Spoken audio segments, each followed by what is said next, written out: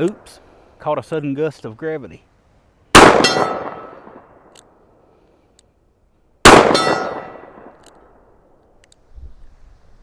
Was that 6 already? Well, I guess it was.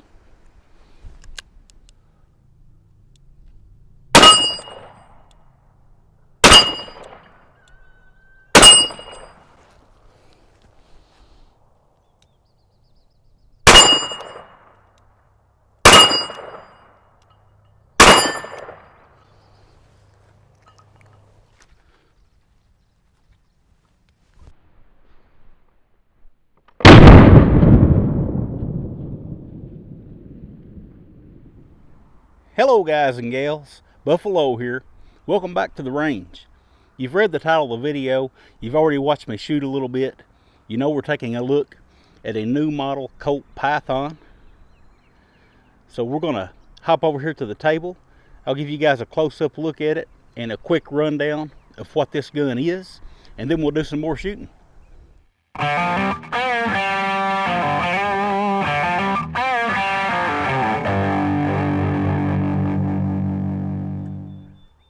The Colt Python is a legendary pop culture icon, and it certainly doesn't need any introduction from me.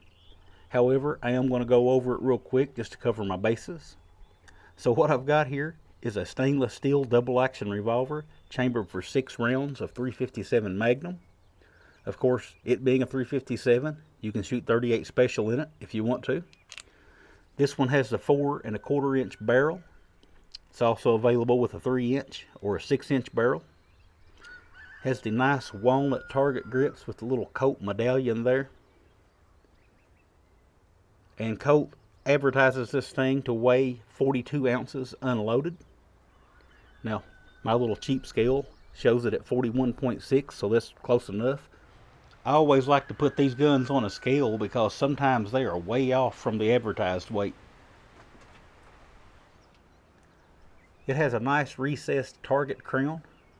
In the bore you've got 1 14 turn, 6 groove left hand twist rifling, full underlug under the barrel, shrouded ejector rod, and of course that classic Python ventilated rib along the top. And this thing has an excellent set of sights on it. The rear is adjustable for elevation and windage. This is your elevation adjustment screw. Clockwise will lower your point of impact. Turning the screw counterclockwise will raise your point of impact. This is your windage adjustment screw. It has a set screw that locks it in place. So if you're going to make any adjustments, you'll need to loosen this little set screw. And then clockwise will move your point of impact to the left, and counterclockwise will move your point of impact to the right. The front sight is a ramp front sight with an orange insert. And these are, I like the front sight, but you can change it out easily if you want to shoot something different or change the height of the front sight for some reason. There's a screw in here. It's the same size screw as that little lock set screw on the windage adjustment. But you can remove that and just pop this front sight off and replace it and put your screw back in. So if you want to shoot a fiber optic or something like that, it would be easy to swap it out. So everything you guys saw me shoot at the opening of this video was .357 Magnum loads. I'm going to load up some .38 specials and shoot a few of them. I've got some Armscore 158 grain full metal jacket target loads here. I'll shoot some of those just to say I shot some .38s through it. These Colt double action revolvers, you pull the cylinder latch to the rear to open the cylinder, whereas with a Smith & Wesson you would push that forward. Or with a Ruger, which is most intuitive of all, you just press the button to open the cylinder. But with the Colts, you pull back, open it up. And these cylinders on the Colts spin clockwise. They rotate clockwise when you're shooting. With the Smith & Wessons and the Rugers, they rotate counterclockwise for the most part. Now I do have one Smith & Wesson that rotates clockwise, my little Smith & Wesson Bodyguard. But for the most part, the Colt's going to spin the opposite direction. Now, that's important to know if you're only loading a couple of rounds up. So anytime you see a double action revolver like this, you can see the little groove cut out for the cylinder stop. That groove gets narrower one direction that's always the direction that cylinder is going to spin. So you can know what way that cylinder is going to spin before you ever pick the revolver up. So I'm going to load it up here.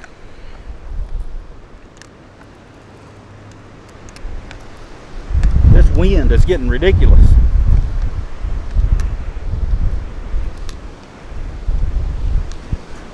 Alright, I'm going to step over here and take shelter out of this wind for a minute and see if this dies down. If it does, we'll do some more shooting. So we had just a little bit of a windstorm move through. I rode it out under the carport. I did unload the revolver, but I've got it loaded back up with those 38s.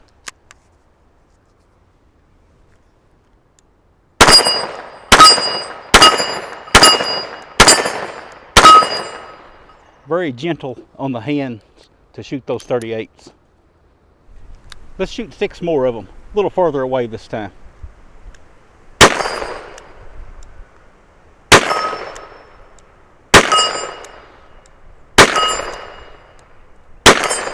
That double action is so smooth on this revolver. I wish you guys could feel it. But you can also shoot this thing in single action. You can cock the hammer. Should have 1 round left. Shoot it that way if you like. The wind out here today is being ferocious. I'll do my best to clean the audio up and have a video worth watching. That's just the way it goes though sometimes when you film outdoors. The action on this revolver is very smooth. The double action pull itself is very smooth and very light for a double action trigger pull. The single action, when you cock that hammer, it's just buttery smooth going back. And of course it's going to be a nice crisp break there. I'll do a couple of pulls here with my Lyman trigger pull scale. I've got to be careful not to touch the cylinder on the other side of the revolver. That'll affect my measurement here. So let's see what we've got.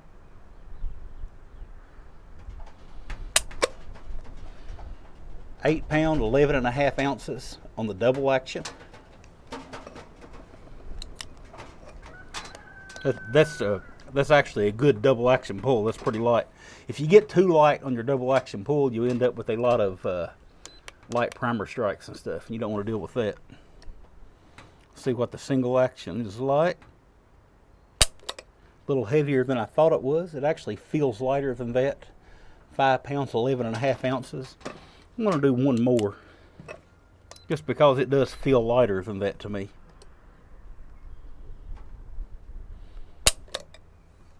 Very consistent. 5 pound, 12.5 ounces on that pull. It's just that it feels good. It has a good clean break to it, so that'll make a trigger feel lighter than it actually is sometimes. What do you guys say we make a little bit of a mess here on the range today? I've got some expired dented canned tomatoes that my local resale store gave me to use as targets. And we're going to get serious now. We've got some Hollow Point 357 Magnum loads from Buffalo Boar. We'll go from right to left and hope the first can don't knock them all off. Let's see what we can do here.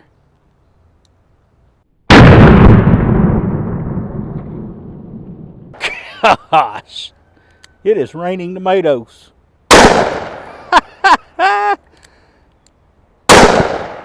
Gosh, I'm getting soaked. We did have 1 fall off, but that's not too bad. I thought it'd be a lot more than that.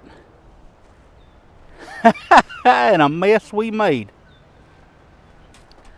Alright, so reviewing that footage of shooting the tomato cans, it looks like the GoPro slid down on my head and I missed all the good stuff. But that's the way it goes when you're out here trying to do stuff like this by yourself. I don't have a crew of people out here that help me with this. This is a one-man show. My wife will occasionally help me, but it's not very often. That's just how it goes. So hope you guys did enjoy the video. For you guys that didn't know, Colt discontinued the Colt Python back around 2005 is when they made the last of them, I believe, and reintroduced them with this new model in 2020.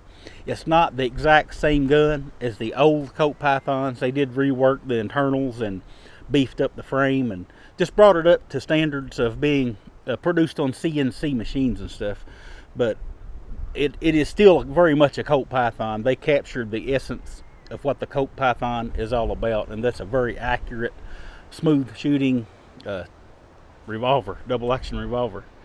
So this is not actually my revolver. My friend Blue recently bought this one, and they call these new models the 2020 model because that's when Colt reintroduced them. But I didn't want to confuse people, so I'm calling it the new model. This one was actually manufactured in 2023, so this one is a very recent manufacturer. And when Colt did reintroduce the Python, they had a lot of problems. You can look up new model Colt Python problems here on YouTube, and you'll find a ton of videos. They had a lot of issues. It seems like they've got everything ironed out now. This is a beautifully done revolver. I would love to have one of these in my collection, and I probably will end up getting me one. That's about all I got to say about it. Always remember, if anybody asks you to give up a little of your freedom for the greater good, that freedom is the greater good. And I'll talk with y'all again soon. I got to get out of this wind.